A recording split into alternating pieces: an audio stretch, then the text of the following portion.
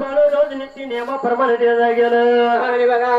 आणि रोज नित्य नियमाप्रमाणे गाई गुरांची चण काढायची तिथं धारा काढायच्या त्यानं वैरण वा काडी घालायची त्या ठिकाणाला रोज नित्य नियम चाललेलं त्याला जेवणाच्या वेळेला मात्र ते थाळी तांब्या घ्यायचा त्याचं जेवण करायचं थाळी आणि तांब्या धुवून मात्र त्या दिवळीला ठेवायची अरे बाबा गाई गोट्याच्या त्या विहिरीला दिवळीमध्ये बाबा ठेवलेल्या तैरा आणि ठेवायची न रोज नित्य नियम चाललेला त्याला बाळूचा माझा ठेवेल आणि जळणारा जळून दे पळणारा पळून दे जळवत रायाच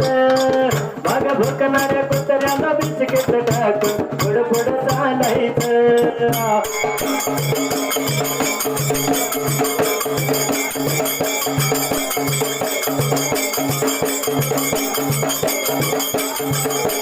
पळणारा जळून दे पळणारा पळून दे जळवत रायाच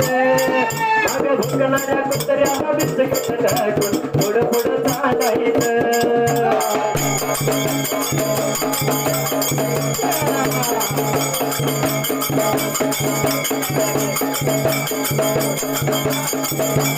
भुकणाऱ्या कुत्र्याला बिस्किट टाकून पुढं पुढं चालायचं माग भुकणाऱ्या कुत्र्याला बिस्किट टाकून पुढं पुढं चालायचं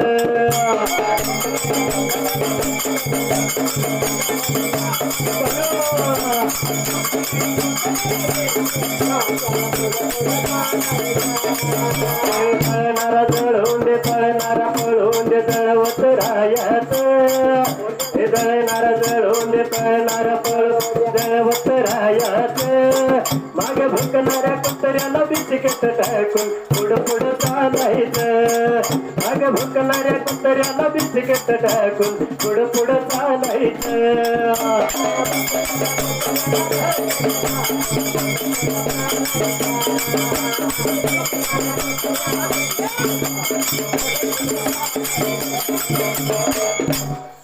प्रार्थनाऱ्या त्या ठिकाणाला बाळू सर नित्य नियम चाललेलं सर पण एके दिवशी मात्र थटी रोज जीवन जीवन रोज त्या जेवणात थटीत जेवायचं ती थाळी घासायची आणि त्या देवळीला नेऊन ठेवायचं पण एके दिवशी मात्र असणारी थाळी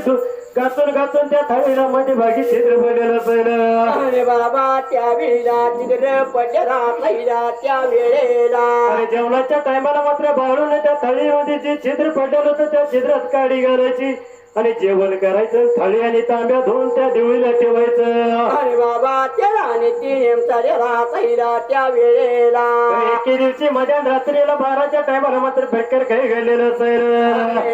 आणि ज्या ठिकाणी बाळू झोपला होता त्या ठिकाणाला असणारे त्या